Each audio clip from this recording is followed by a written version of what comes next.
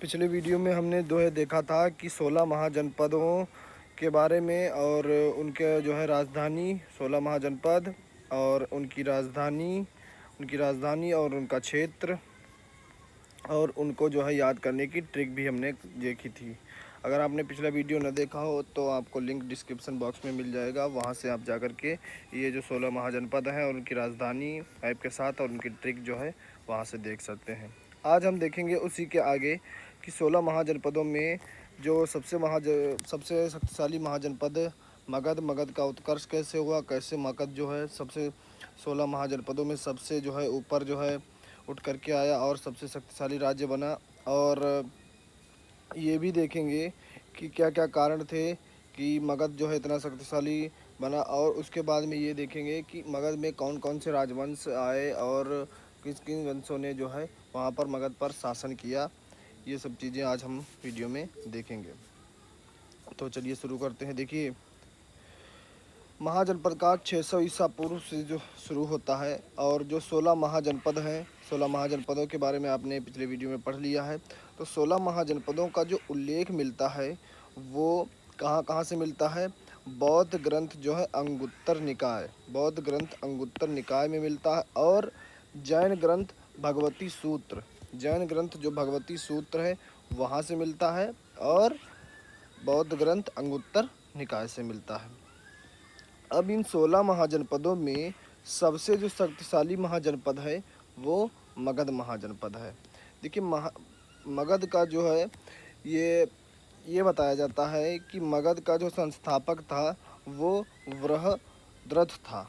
वृहद्रथ जो है वो मगध का संस्थापक था, लेकिन जो है सबसे प्रतापी जो शासक जो हुआ मगध का वो बिंदुसार को माना जाता है। इसीलिए हम जो हर एक वंश का बिंदुसार है वहाँ से शुरुआत करेंगे। तो हम पहले ये देखते हैं कि जो 16 महाजनपद हैं उनमें सबसे जो शक्तिशाली महाजनपद जो है मगध है। जो मगध का क्या कारण थे कि मगध जो ही 16 महाजनपदों में मगध ही सबसे ज़्यादा जो है शक्तिशाली बना। देखिए, सबसे पहले जो था वो जन था। सबसे पहले जो प्रशासन की इकाई थी वो थी जन, और उसके बाद में हुआ जनपद, उसके बाद में हुआ जनपद। और जब जनपद का जो है विस्तार ज़्यादा बड़ा हो गया, जब जनपद विस्तार करके ज़्यादा बड़ा हो गया तो उसने जो है महाजनपद का रूप ले लिया, महाजनपद का जो है रूप ले लिया। तो अब जो है वही जो सबसे ज़्यादा शक्तिशाली जो है महाजनपद जो बने उनमें से एक जो था वो मगध था। तो मगध का जो है आर्थिक कारण है, राजनैतिक कारण है और भौगोलिक कारण है। मगध के शक्तिशाली होने का आर्थिक कारण, राजनैतिक कारण और भौगोलिक कारण है। अब देखिए, आर्थिक कारण क्या है कि जो मगध है वो मगध को अभी मैं आपको मैप में दिखाऊंगा। देखिए, ये है मगध, ये मगध जो है मगध है, और जो ये मगध है ये गंगा और जो सोन नदी है उनसे होकर के गुजरती हैं मगध से, और भी कई नदियां जो है यहाँ से होकर के गुजरती हैं। तो जब मगध से ये नदियां होकर के गुजरती हैं तो यहाँ पर क्या होता है कि यहाँ की भूमि जो है वो बहुत ज़्यादा उपजाऊ होती है।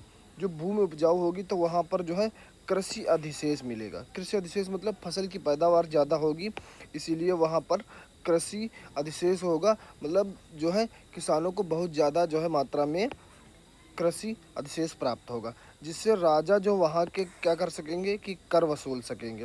राजा को ज़्यादा से ज़्यादा कर जो है वसूल सकेंगे, और जब कर वसूलेंगे उसी कर से राजा क्या करेंगे, जो सेना है वो बड़ी से बड़ी सेना रख सकेंगे। तो ये हुआ आर्थिक कारण। अब देखिए, राजनीतिक कारण क्या है कि मगध पर जितने भी शासक हुए, जैसे कि बिम्बसार हुआ, अजातशत्रु हुआ, ये जो शासक हैं ये बहुत ही प्रतापी शासक हैं और इनकी नीति हमेशा जो है विस्तारवादी नीति रही है। जैसे कि जो है बिम्बसार जो है उसने जो है वैवाहिक संबंध के माध्यम से अपना राजनीतिक विस्तार करना चाहा। अजातशत्रु है वो भी बहुत आक्रामक शासक था, तो उसने जो है क्या किया, उसने जो है आक्रमण के माध्यम से जो विस्तार करना चाहा। तो जो यहाँ पर जो शासक हुए मगध में, जो भी जितने भी राजवंश हुए, उनके शासक हुए वो बहुत ज़्यादा प्रतापी थे और उनकी नीति जो है वो विस्तारवादी नीति रही। अब देखिए भौगोलिक कारण जो है मगध का जो सबसे महत्वपूर्ण है भौगोलिक कारण, क्योंकि जो मगध जो है वो गंगा और सोन नदी के संगम पर था, संगम पर जो है स्थित था। तो वहाँ पर जो है वहाँ की भूमि बहुत ज़्यादा उपजाऊ थी, तो वहाँ पर कृषि अधिशेष मिलता था, एक कारण ये हो गया। और जो मगध था वो मगध का एक क्षेत्र जो है वो जंगलों से घिरा हुआ था, तो जंगलों में जो है प्रचुर मात्रा में वहाँ से लकड़ी मिल जाती थी। जो लकड़ी जो है जो लकड़ी जो है रथ और जो है हथियार औजार और जो है जलाने के काम में आती थी, जिससे वहाँ पर जो है पर्याप्त मात्रा में लकड़ी की प्रचुरता थी। और वहाँ पर जो है लौह अयस्क की भी प्रचुरता थी।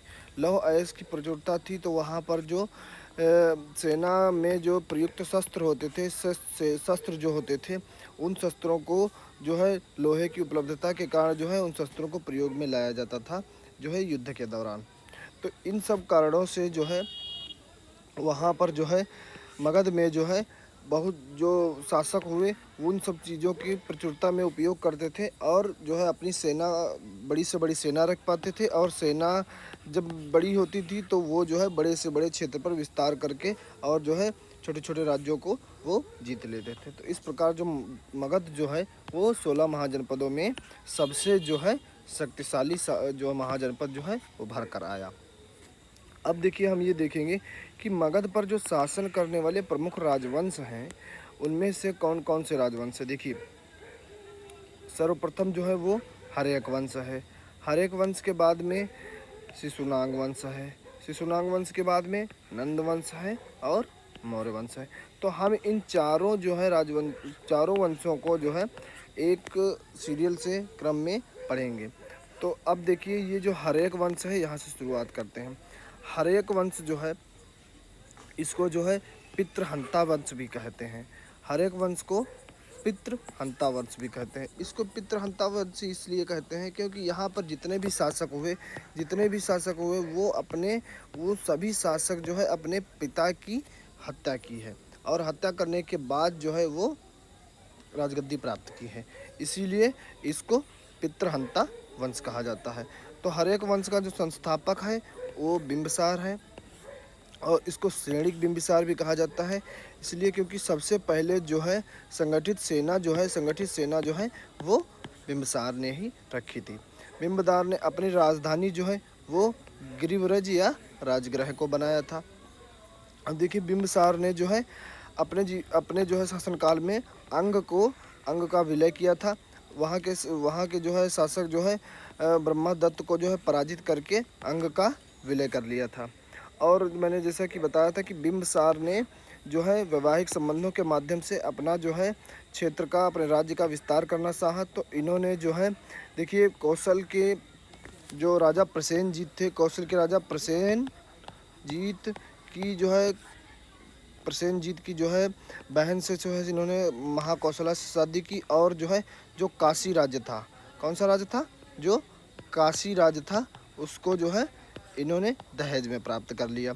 और देखिए वैशाली की जो है चेलन्ना से भी, वैशाली के राजा चेटक की जो है पुत्री जो चेलन्ना थी उससे भी इन्होंने जो है शादी की। और जो है पंजाब की जो क्षेमा थी राजकुमारी, वहाँ से भी इन्होंने शादी की। तो इस प्रकार इन्होंने वैवाहिक संबंधों के माध्यम से जो है अपना जो है राज्य का विस्तार करना चाहा। अब देखिए ये जो है समकालीन थे बौद्ध के। ये क्वेश्चन आता है कि जो है बिंबिसार किसके समकालीन थे, तो बिंबिसार जो है वो बौद्ध के समकालीन थे। नोट। अब देखिए सबसे इम्पोर्टेंट पॉइंट ये है कि उस समय जो है अवंती नरेश जो थे वो अवंती नरेश जो चंड प्रदोत थे, तो बिंदुसार ने अपने राज्यवैद्य जीवक को अवंती नरेश चंड प्रदोत के इलाज के लिए भेजा था। उस समय इनकी मित्रता थी बिंदुसार की और अवंती नरेश जो है चंड प्रदोत की। तो उनके इलाज के लिए इन्होंने अपने राज्यवैद्य जो है जीवक को इलाज के लिए भेजा था। और जो है ये जो राज्यवैद्य इनका जीवक है, इन्होंने जो है महात्मा बौद्ध की जो है उनकी भी जो है उपचार जो है किया है। अब उसके बाद जो है इनका पुत्र जो है वो बिंबिसार का जो है पुत्र जो अजातशत्रु है, जिसको अजातशत्रु को कुड़ी भी कहते हैं, वो गद्दी पर बैठा। तो इसने जो है क्या किया, अपने पिता की हत्या कर के गद्दी पर बैठा था, इसीलिए इनको भी पितृहंता वंश कहा जाता है। क्या कहा जाता है? पितृहंता वंश। इनको भी पितृहंता वंश कहा जाता है। अब देखिए इन्होंने विलय क्या क्या किया। इन्होंने देखिए कौशल का विलय किया। देखिए वजीरा से विवाह करके जो प्रसेनजीत की, अब इन्होंने क्या किया कि प्रसेनजीत की जो बेटी थी, प्रसेनजीत की बेटी वजीरा से जो है विवाह करके कौशल का विलय कर लिया इन्होंने। और वज्जी संघ को, क्योंकि वज्जी जो था वो मैं बता चुका हूँ कि वो गणराज्य था, तो वज्जी जो है वो गणराज्य था। तो अपने मंत्री वर्षाकार को जो है इन्होंने वज्जी में भेजकर, और जो गणराज्य था उनके जो गढ़ संघ के जो प्रमुख मुखिया थे उनमें जो है फूट डलवाकर और जो है वज्जी संघ को इन्होंने जीता और उसको मगध में विलय कर लिया। अब सबसे इम्पोर्टेंट पॉइंट ये है कि प्रथम बौद्ध जो संगति थी, प्रथम बौद्ध संगति, वो राजगृह की सप्तकर्णी गुफा में आयोजन उसका हुआ। और महात्मा बुद्ध ने 8वें वर्ष, इनके जो है शासनकाल के 8वें वर्ष में महापरिनिर्वाण को भी प्राप्त किया था। तो ये पॉइंट जो है जो बहुत इम्पोर्टेंट है कि प्रथम बौद्ध जो संगति थी वो राजगृह की सप्तपर्णी गुफा में आयोजन हुआ था। और वो किसके काल में आयोजन हुआ था? अजातशत्रु के काल में आयोजित हुआ था। और इनके जो है इनके जो शासनकाल के 8वें वर्ष में महापरिनिर्वाण जो है वो भी महात्मा बुद्ध को प्राप्त हुआ था। तो ये दो बातें जो है मोस्ट इम्पॉर्टेंट है, इनको याद रखेंगे। अब देखिए इनके बाद इनका जो है पुत्र होता है वो उदयन होता है। इनके बाद इनका पुत्र जो है वो उदयन जो है गद्दी पर बैठता है। और जो है इनको भी पितृहंता कहा गया है, क्योंकि ये भी अपने जो है पिता को अजातशत्रु को मार करके जो है गद्दी पर बैठे थे। तो एक क्वेश्चन ये आता है कि ऐसा कौन सा शासक है जिसने जो है अपने पिता की जो है मृत्यु की और उसके बाद में उसके पुत्र ने भी उसकी मृत्यु की? तो वो जो शासक हो जाएगा वो अजातशत्रु हो जाएगा। वो शासक जो है कौन सा हो जाएगा? अजातशत्रु हो जाएगा, क्योंकि इसने अपने पिता की मृत्यु की और वो खुद भी अपने बेटे के हाथों मारा गया, तो इसलिए जो है वो अजातशत्रु हो जाएगा। तो उदयन जो है उसको भी पितृहंता कहा जाता है। और उदयन एक जो है महत्वपूर्ण जो है सबसे पॉइंट जो याद रखने वाला है इनके काल का, वो है कि इन्होंने जो अपनी राजधानी थी राजगृह से जो है पाटलिपुत्र जो है स्थानांतरित कर लिया। पाटलिपुत्र जो वर्तमान में जो पटना है उसी को ही पाटलिपुत्र कहा जाता है। तो इन्होंने राजगृह से अपनी राजधानी जो है पाटलिपुत्र जो है स्थानांतरित कर लिया। और जो पाटलिपुत्र है ये भी जो है 4-5 पहाड़ियों के जो है बीच का क्षेत्र है, 5 पहाड़ियों से घिरा हुआ क्षेत्र है, जो कि मतलब दुश्मनों से इसकी जो है काफ़ी ज़्यादा जो है सुरक्षा होती थी इसकी राजधानी की। और ये जो पाटलिपुत्र है वो गंगा और सोन नदी के संगम पर स्थित है। तो राजधानी स्थानांतरित हुई राजगृह से पाटलिपुत्र। तो ये क्वेश्चन आता है कि पाटलिपुत्र की स्थापना की तो किसने की? तो पाटलिपुत्र की स्थापना जो है वो उदयन ने की। और राजगृह से पाटलिपुत्र किसने जो है अपनी राजधानी स्थानांतरित की? तो वो भी उदयन ने ही की। उसके बाद में जो है ये जो पितृहंता वंश था इससे जो है लोग परेशान हो गए। और उसके बाद में जो है इनको गद्दी से हटा दिया गया। और उसके बाद में जो है अगला वंश जो है वो है शिशुनाग वंश। शिशुनाग वंश का जो नाम ही है वो शिशुनाग के नाम से ही संस्थापक है। शिशुनाग वंश का जो संस्थापक है वो शिशुनाग है। और शिशुनाग ने अपनी जो राजधानी है वो राजगृह के अतिरिक्त वैशाली को अपनी राजधानी बनाया। मतलब इन्होंने जो राजधानी जो थी, राजगृह तो थी ही, और राजगृह के अतिरिक्त इन्होंने वैशाली को भी अपनी राजधानी बनाया। और एक मोस्ट इम्पॉर्टेंट इनके जो है कार्यकाल में काम हुआ है कि देखिए विलय जरूर याद रखेंगे। देखिए विलय जो है, अब इन्होंने क्या किया कि अवंती को जीतकर मगध में विलय किया। तो शिशुनाग ही जो ऐसे शासक हैं जिन्होंने अवंती को जीतकर मगध में विलय किया। अब मगध और जो है अवंती का जो है इनकी जो है कंपटीशन ही होता रहता था कि कौन जो है सबसे ज़्यादा पावरफुल है। तो आखिरकार जो है मगध ही जो है आगे निकला, क्योंकि जो है शिशुनाग ने जो है इसको जो है जीत करके मगध में विलय कर लिया। अब शिशुनाग के बाद में जो है इसका पुत्र जो है वो गद्दी पर बैठता है, जो है कालाशोक। कालाशोक ने क्या किया कि अपनी राजधानी को पुनः पाटलिपुत्र स्थानांतरित कर लिया। जो राजधानी जो है शिशु जो राजधानी जो है वैशाली जो है ट्रांसफ़र किया था शिशुनाग ने, कालाशोक ने उसको पुनः जो है राजधानी को स्थानांतरित करके पाटलिपुत्र बना लिया। और कालाशोक के का समय में एक जो है इम्पोर्टेंट काम ये होता है कि द्वितीय बौद्ध संगति का आयोजन भी कालाशोक के समय हुआ है। तो द्वितीय बौद्ध संगति का जो आयोजन है वो भी कालाशोक के समय हुआ है। तो अब उसके बाद में जो है कालाशोक के बाद में जो है अगला जो वंश आता है वो है नंद वंश। तो अगला जो वंश है वो नंद वंश है। तो नंद वंश का जो संस्थापक है वो महापद्मनंद को जो है माना जाता है, और इनको जो है उग्रसेन के नाम से भी जाना जाता है। तो नंद वंश के संस्थापक महापद्मनंद हैं और उनको उग्रसेन के नाम से भी जाना जाता है।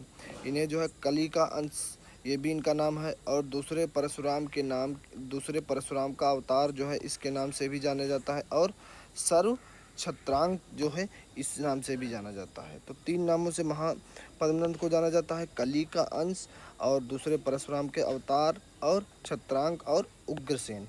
ये सब नाम जो है वो नंदवंश के राजा महापद्मनंद के हैं। और देखिए इन्होंने एक उपाधि भी जो है ग्रहण की थी, वो उपाधि है एकराड की उपाधि। देखिए भारत के प्रथम ऐसे शासक थे जिन्होंने एकराट की जो है उपाधि प्राप्त की, और वो जो थे वो महापद्मनंद थे। भारत के एकमात्र शासक जिन्हें एकराट की उपाधि प्राप्त हुई वो महापद्मनंद थे। देखिए अब महापद्मनंद ने जो है वो कलिंग की विजय की एवं कलिंग में एक नहर खुदवाई। इन्होंने जो है जो एक क्वेश्चन आता है कि सर्वप्रथम जो है कलिंग की विजय किसने की, तो सर्वप्रथम कलिंग की विजय जो है वो महापद्मनंद ने की, और उसके बाद में जो है फिर अशोक ने कलिंग की विजय की। तो सर्वप्रथम जो है किसने की, वो महापद्मनंद ने की, और वहाँ पर एक नहर खुदवाई। तो इसका प्रमाण कहाँ से मिलता है, इसका प्रमाण मिलता है कि खारवेल के हाथी गुम्फा अभिलेख से। जो खारवेल के जो चेदी वंश के राजा खारवेल थे, उनके जो है उन्होंने जो हाथी गुम्फा का अभिलेख जो है खुदवाया था वहाँ पर। तो उस अभिलेख के माध्यम से जो है इनकी विजय और इन्होंने जो नहर खुदवाई इसका जो है प्रमाण मिलता है। अब देखिए नंद वंश का जो अंतिम शासक है वो घनानंद होते हैं अंतिम शासक। तो नंद वंश के अंतिम शासक जो हैं वो हैं घनानंद, और जो घनानंद किसके समकालीन है वो सिकंदर के समकालीन है। देखिए घनानंद के बारे में ये कहा जाता है कि घनानंद अत्यधिक क्रूर शासक था, और जो कि अपनी प्रजा से जो है काफ़ी ज़्यादा जो है कर वसूलते थे, जिससे वहाँ की जो है प्रजा जो है बहुत ज़्यादा परेशान हो गई, और उनको जो है सत्ता से हटाने गद्दी से हटाने की मांग करने लगी। और उनके जो है इनके दरबार में जो है चाणक्य भी थे। तो इन्होंने चाणक्य का अपमान करके उनको अपमानित किया, इसीलिए चाणक्य ने जो है प्रण लिया कि जो है मैं दरबार में आऊँगा, लेकिन इस बार जो आऊँगा तो वो आप जो है गद्दी पर नहीं होंगे। तो इसीलिए जो है चाणक्य ने क्या किया कि चाणक्य वहाँ से अपमानित होकर के चले गए, और उन्होंने जो है चंद्रगुप्त मौर्य को जो है प्रशिक्षण दिया, और जो है उन्होंने जो है घनानंद की हत्या कर करके उनको जो है गद्दी से हटा दिया। तो महत्वपूर्ण यही तथ्य है कि जो है घनानंद किसके समकालीन थे, तो वो सिकंदर के समकालीन थे। सिकंदर ने जब आक्रमण किया था तो यहाँ का जो है मगध का राजा जो था घनानंद था, और जो है सिकंदर ने जब आक्रमण किया था तो सिकंदर की जो सेना उन्होंने जो है आगे बढ़ने से मना कर दिया था। वो जो है सेना जो उनकी डर रही थी कि मतलब जो है मगध का जो शासक है उनकी जो है काफ़ी ज़्यादा सेना है, और जो है इसीलिए जो सिकंदर की सेना जो है उन्होंने आगे बढ़ने से मना कर दिया था। अब देखिए एक महत्वपूर्ण तथ्य ये है कि विश्व का प्रथम गणतंत्र है वो वैशाली की लिच्छवी है, और बुद्ध एवं महावीर का संबंध जो है इन्हीं गढ़ से ही है। जो गढ़ है ये नेपाल में पड़ता है वैशाली लिच्छवी, और जो गढ़ है ये जो बुद्ध एवं महावीर जो है ये गणराज्य से ही संबंधित है। ये किसी राजा के शासन से जो इनका क्षेत्र नहीं आता है, ये गढ़ से ही आता है। तो ये थे जितने भी शासक हुए जो है 6000 BC के जो इतने भी शासक हुए महाजनपद काल के, और मगध पर जो है कितने जो है शासकों ने जो है शासन किया, ये सब जो है आपने यहाँ पर सीखा। अब जो है अगले वीडियो में हम जो है चंद्रगुप्त मौर्य के बारे में पढ़ेंगे, और चंद्रगुप्त मौर्य ने कैसे मौर्य जो है साम्राज्य की स्थापना की और जो है पूरे भारत को एकीकृत किया, इसके बारे में अगले वीडियो में हम देखेंगे। तो अगर आपको वीडियो अच्छा लगा हो और पसंद आया हो तो वीडियो को लाइक करिए और चैनल को सब्सक्राइब करिए, और हमारे वीडियो को जो है शेयर करिए। और विन एग्ज़ाम पर आपका सपोर्ट देने के लिए बहुत ज़्यादा धन्यवाद। Thank you.